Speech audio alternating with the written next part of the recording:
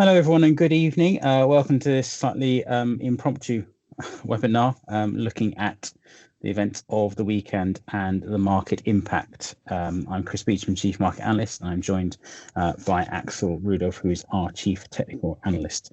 We're going to take you through what's happened, what we think is going on, and then we'll also run through charts as well and some risk management too. If you've got questions and such, put them in the box, the question box, and we can talk through them when we get towards the end. Just pop one back on one side while I read out the risk warning, Axel, please. Don't forget that spread bets and CFDs are complex instruments and they come with a high risk of losing money. 68% of retail investor accounts lose money when trading bet with this provider. And of course, IG provides an execution-only service, and so there's no investment advice or a recommendation within it. We are, of course, authorized and regulated by the Financial Conduct Authority. Thank you, Axel. It has been, I think everyone's very surprised, to say the least, from the weekend's developments. I first heard about it from a push notification from the Times newspaper. I imagine most of you picked up in a very similar way, and then we spent 48 hours or so watching IG weekend markets and also watching to see what would happen when markets opened on Sunday evening. And duly opened with sharp gains for oil prices, some gains for gold and silver, and also equity markets weaker, and the dollar seeing some safe haven and other safe havens like the yen as well.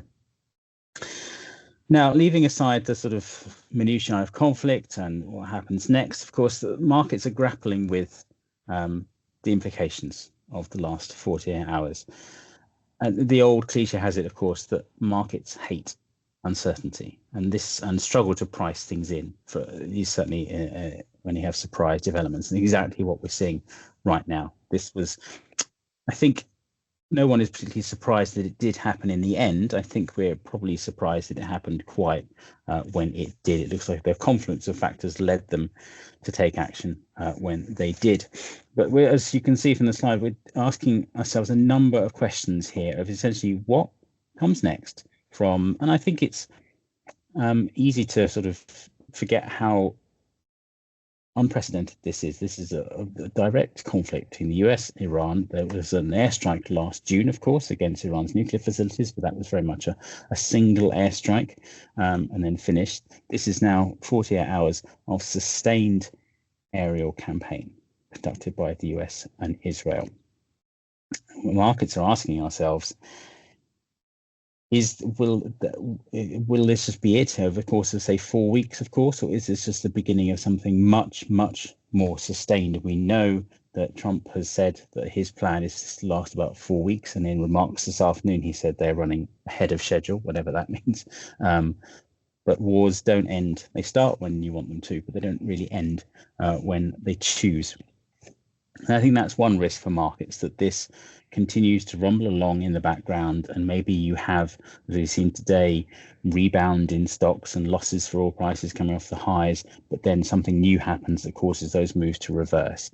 And that leads us on nicely to the second point: is volatility here to stay? Are we come out of a period of quiet and we're now entering a sustained period that is much longer than, say, what we had last April, if you can remember that far back, around the introduction of tariffs, that you had a huge spike in volatility, but there was unwound within about a month. Does this go on much longer? These are the sort of known unknowns that we are dealing with at this point. And as we'll come to over the course of this, and we'll probably deal with it as we do during the charts, but we can have a special section at the end maybe. We've only got 30 minutes or so, to how you deal with periods of heightened volatility and how you can adjust your trading style and trading strategy to cope with that. We go on to the next slide. Thank you.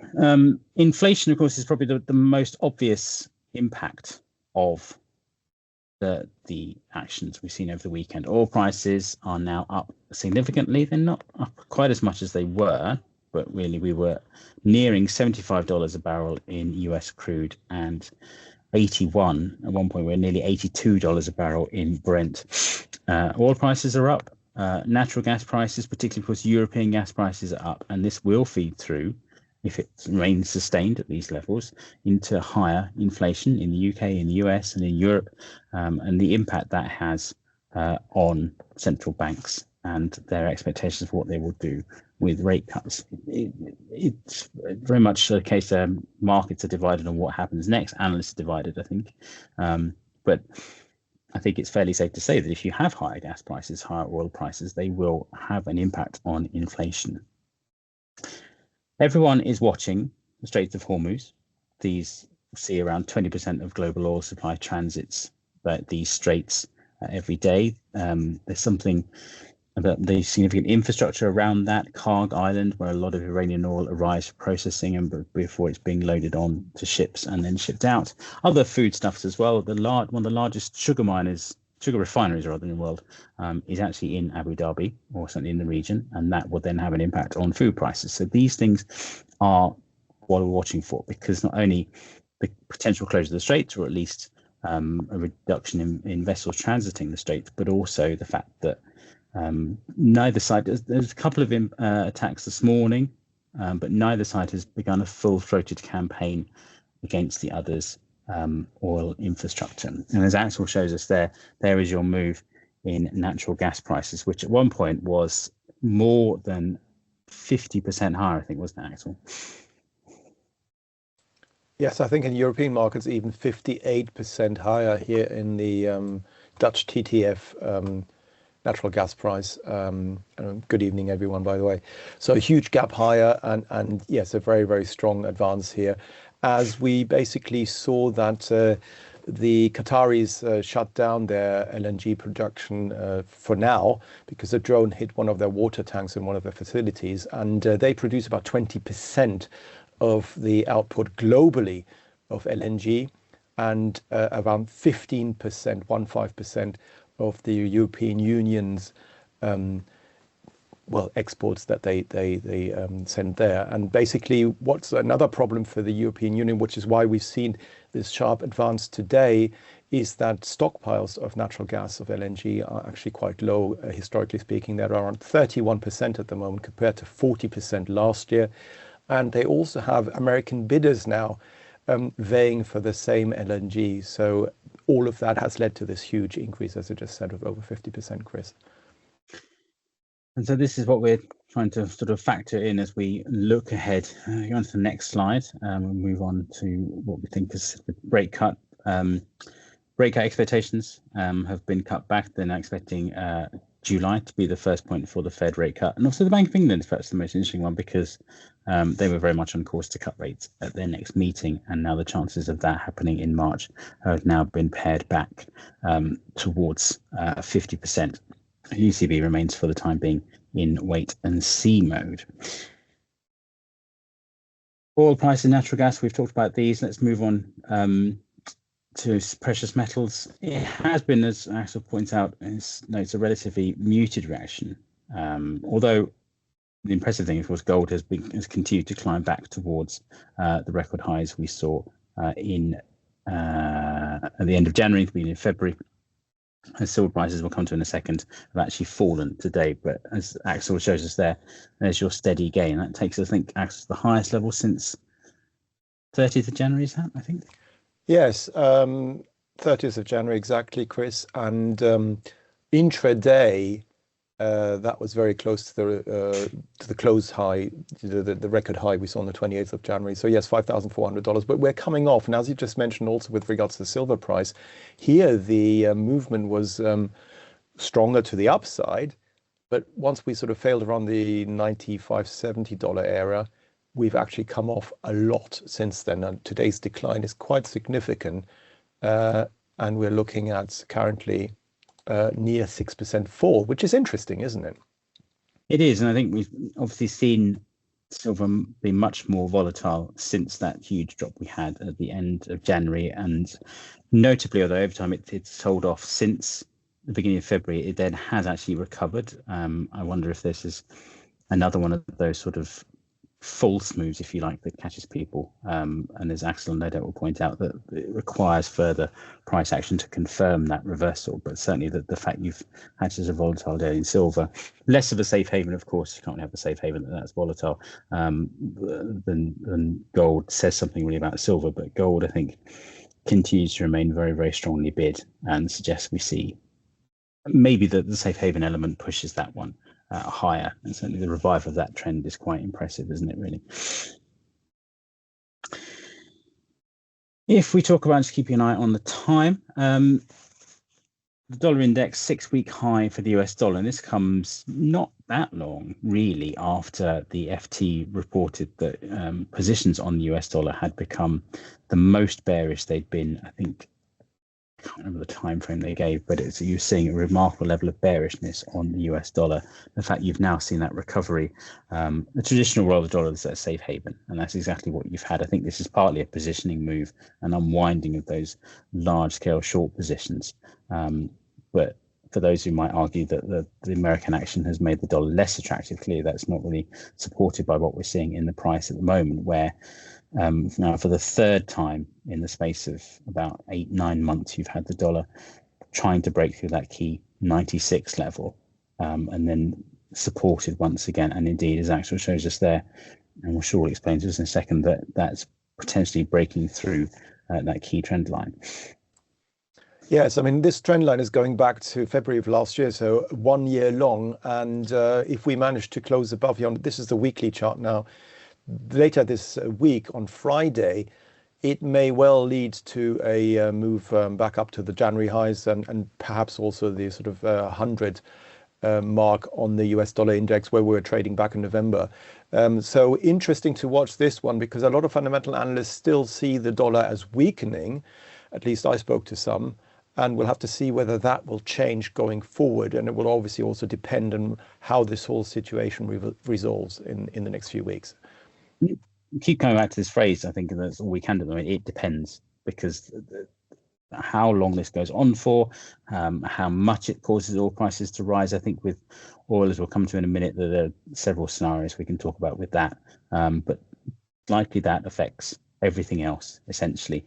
In terms of the euro, we've seen that beginning to reverse, and it's obviously one of the most popular markets we've got in the FX market. Certainly, it's an interesting juncture that you've come through after that huge gain at the end of January that is now almost entirely reversed once again, particularly the ECB finding itself in a slight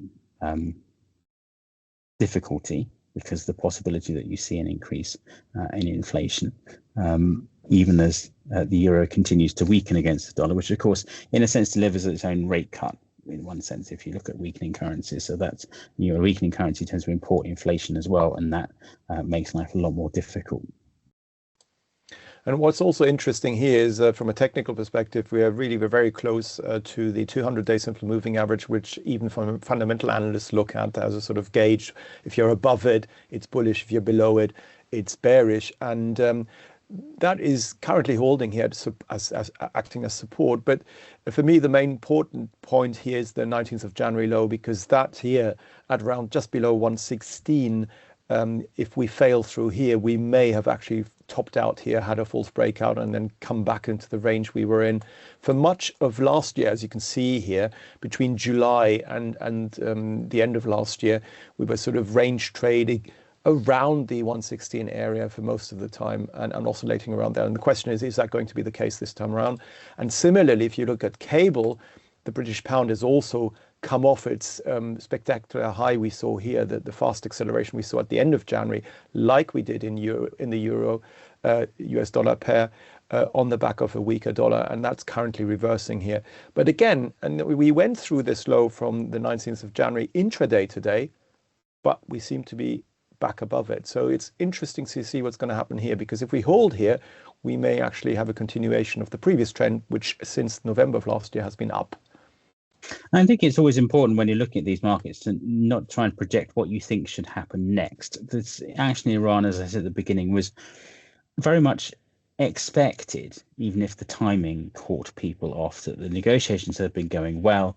You have to feel for the Omani foreign minister on Friday night very publicly saying negotiations were making excellent progress and there's a real chance of a deal being made. And then around 12 hours later, his comments proven to be incorrect by some wide margin. But because markets have been expecting this, I think this partly accounts for why you're seeing the reaction we are across FX, commodities and indices, that a lot of the initial move has been reversed simply because it's a case of, you may have come across the cliche of buy the rumor and sell the fact, where prices often rise into event and then sell off afterwards. This appears to be the reverse of that, sort of sell the rumor, buy the fact, particularly as we'll come to for US stock markets in a second. But I think we'll just round off with a quick look at dollar yen, because that's the other really, really popular FX market that you've seen the recovery. The similar pictures as for the strength of the US dollar basket itself. Well, what is interesting here is that we're basically back at 158, and that is where we topped out back at the end of November, the middle of December, and again on the 9th of February. So the question is that really important resistance area here going to hold this time around, or is the US dollar strength going to push it through that resistance area? So for me, that would be the most important high. Here's the 20th of November high, 157.89.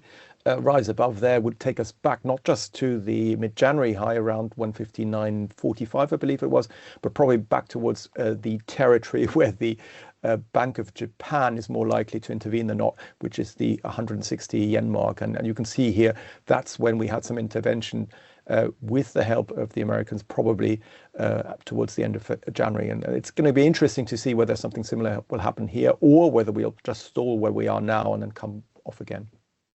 I think that when you're looking at this and talking about intervention, obviously what matters often is rather just the direction of the move, it's the size of the move and how quickly it gets back. You might argue that FX intervention is a bit of a futile gesture, because the fundamental underlying trends are still very much in place. But nonetheless, it's almost as if the Japanese Ministry of Finance has to deliver that kind of check to underline that it isn't prepared to let the yen go without a fight. Yields obviously haven't covered quite as much as the moves in oil and stock markets, but it is notable the way you've seen this recovery in yields, because you've had some selling of bonds, which again as the price chart shows you, is more or less just a reversal of the move into bonds you've had over the past month. Whether this buy the rumor, again, there's sort of, in the case of bonds, don't get price moves inversely to yield. So the sort of sell the rumor, buy the fact is going on in yields, and sell the rumor, buy the fact, or buy the rumor, sell the fact rather, sorry, in bond prices themselves. So it's not entirely an obvious move, if you like, in yields. Normally you'd expect bond prices to rise, yields to come off, and so far that hasn't occurred in the short term. No doubt, I think this is markets trying to find their own safe havens away from just bonds. But it's you've got to move back above 4% for that 10-year yield, but they're still well away from that 5% level that occasioned so much commentary over the course of the last year. And then finally, I think obviously moving on to stock markets, perhaps the most interesting. I think we need to cover. Did we cover oil prices, Axel? Give us a beginning. We did, but we can do so again. But yes, we definitely did. We talked about the charts here in particular detail. I might come back to that. Okay, let's come back to that, and let's just look at stocks and crypto now. Stock markets, a very muted reaction.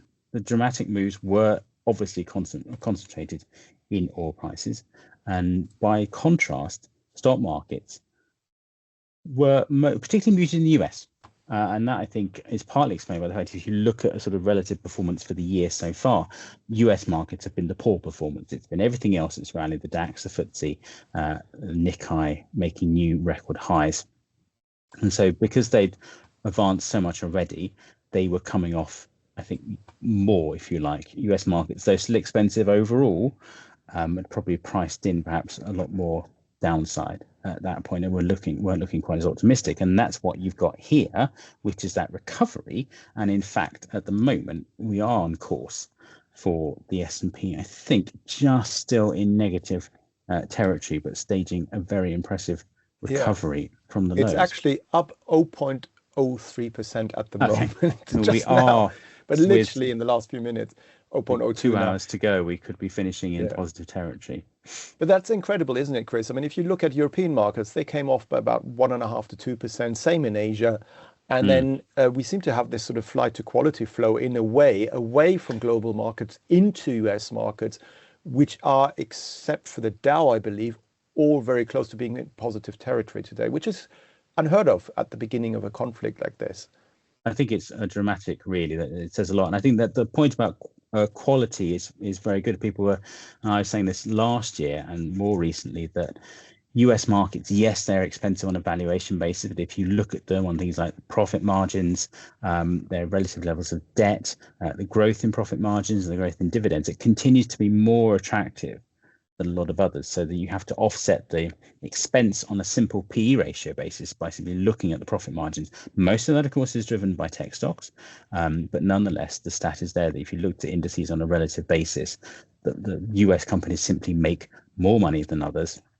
And thus, you can argue they command this premium. It does mean you can often see increased volatility around it, and you can go through periods of sideways trading. But it makes sense when you look at it purely on that. You don't look at it just purely on a PE ratio basis. But it's impressive that yet again you've had the S&P dropping below 6,800, and the buyers coming in to defend that level once again. Isn't that, Axel? Yes, and not just the S&P. We can see the same here on the Nasdaq. And basically, my line in the sand is the 17th of February low for all of these markets. Because if you close below that low, which is held now, as you've just said, Chris, since the beginning of the year, then perhaps something will change from a technical perspective. But even then, I mean, the next downside target is what, the mid-December low. That's 6,721 on the S&P. And then if that were to give way, we could retest the lows from October and November. So here we would be talking about a 5% decline, but only if those levels were to give way. So I'm talking about the November lows, would we form some sort of longer term top formation. So just be very careful here, because if you anticipate equity markets to come off, at the moment, they look much stronger, especially in the US, than you would expect them to at the beginning of a conflict such as the one we're having at the moment. So if there's no escalation, who knows, we might actually see new record highs in the next few weeks. And the story is different if you look at, for example, here you've got the DAX futures, the German stock index. You can see this big decline we've had today here, big gap, and the market moving down.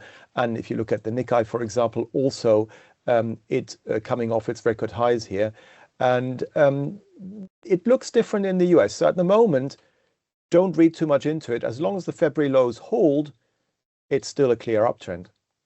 It does look as if, simply because I think European and Japanese and other markets are somewhat paying the price because of the gains they've had thus far this year. So profit taking gets blamed perhaps too often as a reason why markets have fallen, but there will be plenty of investors looking at that and thinking, well, if you expect oil prices to rise, if you expect that to hurt more, then that is a reason perhaps to cut back exposure in those markets. We did have JP Morgan, it has to be said, coming out today and saying buy the dip on this news. That is their view. Others may differ, of course. As we put at the beginning, analysts are divided. That's very much true in indices as well. Might argue that the first trading day of the conflict is far too early to be making that kind of call. But as Axel says, it's very much dependent now on how much escalation you get. And I think in some ways, people often go for more of the worst case scenarios, that this must therefore get worse. But the full range of options is still there, that we might see the conflict, not to trivialize it, but to rumble along in the way that it has done now, and without spreading to a more serious degree. We have to wait and see. And that brings us to, of course, Bitcoin, which I had to put my hand up this morning because I was a little bit critical of Bitcoin or rude about it, because it really hadn't moved at all. You had oil prices surging, gold rising, oil indices seeing some losses, and Bitcoin was left out of the movement by comparison. And yet it has woken up this afternoon, and you have seen it making some strong gains. Yes, 5% gains, looking very impressive. But we did see that a few days ago on the 25th of February, as you can see here, and we did come off once again because we're testing this key resistance area going all the way back to the highs seen in March of 2024. So you've got this confluence of highs between March 2024 and July of 2024. And then also these recent highs here acting as resistance. And maybe it was this JP Morgan comment, which finally led to cryptocurrencies waking up. And you can see a similar movement here with regards to Ether. But Ether actually, interestingly enough, underperforming Bitcoin. It tends to be a higher beta cryptocurrency, but here we haven't retested this resistance area yet. So it'll be interesting to see whether we can try and break through all of these resistance areas we have on all of these cryptocurrencies. I mean, Solana here, for example, you can see here again, close to previous highs, and the same for Cardano here. They all look pretty similar. And it will be interesting to see whether the current conflict will change the perception of cryptocurrencies, because over the last few weeks, we've clearly seen cryptocurrencies coming off whilst the gold price continued to go higher. And this idea of having Bitcoin as the new gold didn't quite hold. And the question is that going to change going forward? It puts us in an interesting point, really. Of course, what we are expecting really is, or would not be surprised by, is that you see volatility remaining in place. And that does add a different element to your trading. So various rules of thumb that often come into play, and it's probably the case that you've had to think about these, particularly since April of last year with the volatility, because it's probably the most sustained bout of volatility, with a brief one in November, I think, that we have seen. But as Axel flags there, there's several useful pointers that you should remind yourself of. Axel, if you maybe take us through them. Well, less can be more. I know a lot of people want to get involved when there is volatility because potentially they could be making so much more money. But, and I do that personally, I actually drastically decrease my trading size or don't trade at all because it's just unclear. So for the trade of the week earlier today, I stood aside because the volatility is just so high that I don't know where to put my stop loss compared to next week's trade of the week. A week later, anything could happen.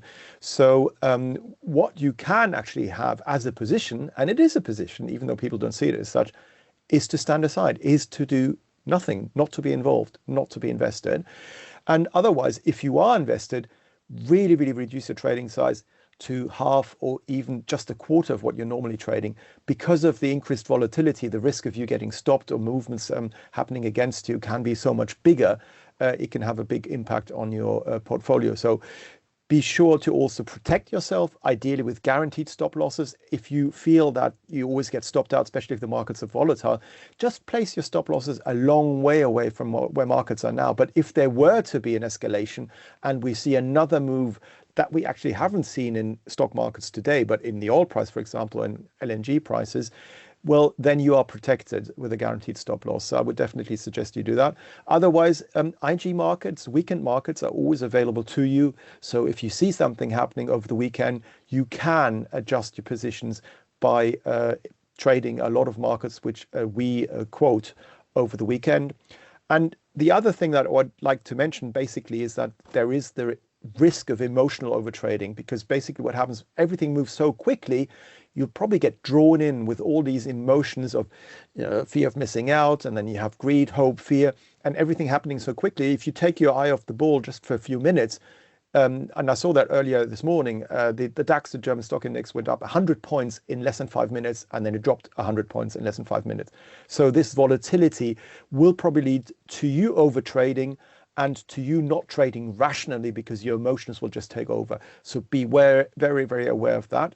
And last but not least, obviously because the volatility is greater, the spreads are wider. So you in effect pay more for the trading that you do.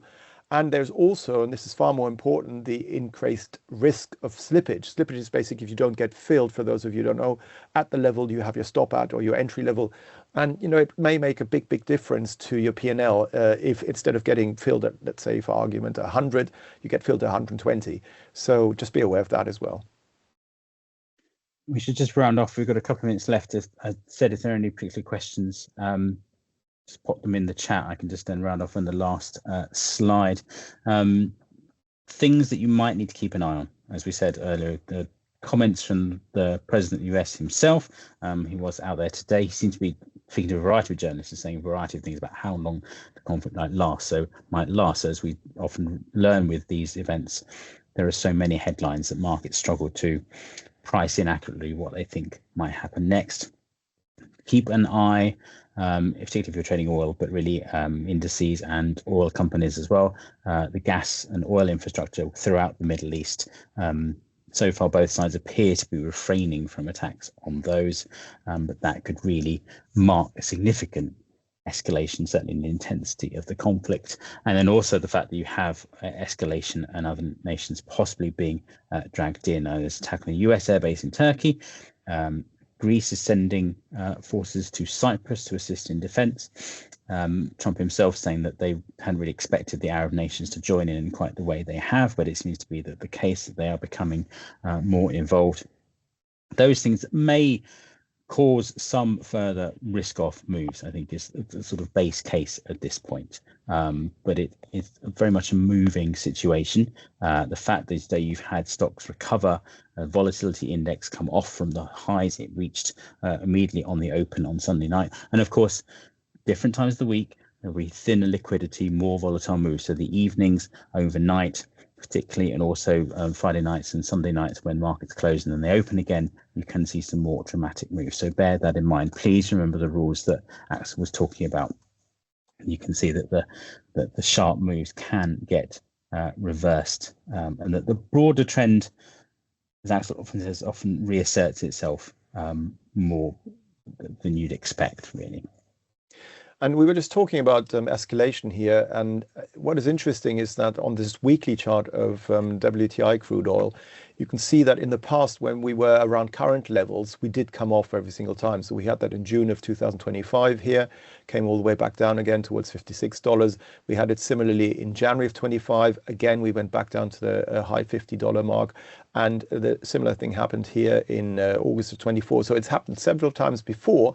The question is, this time around, we've broken through a downtrend. Well, we did on the other occasions as well.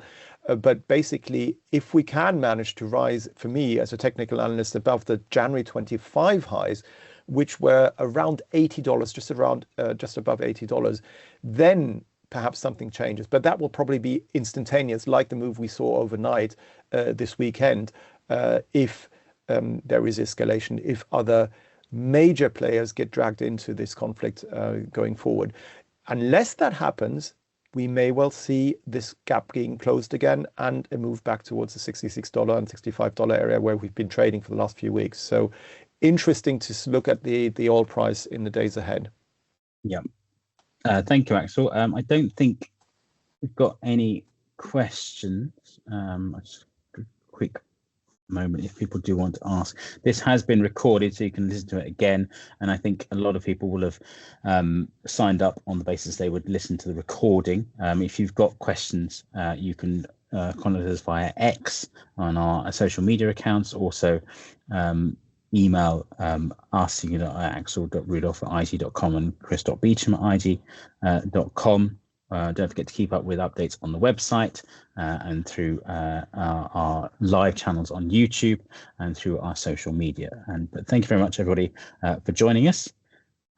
And thank you, and we have a good evening. Thank you. Goodbye.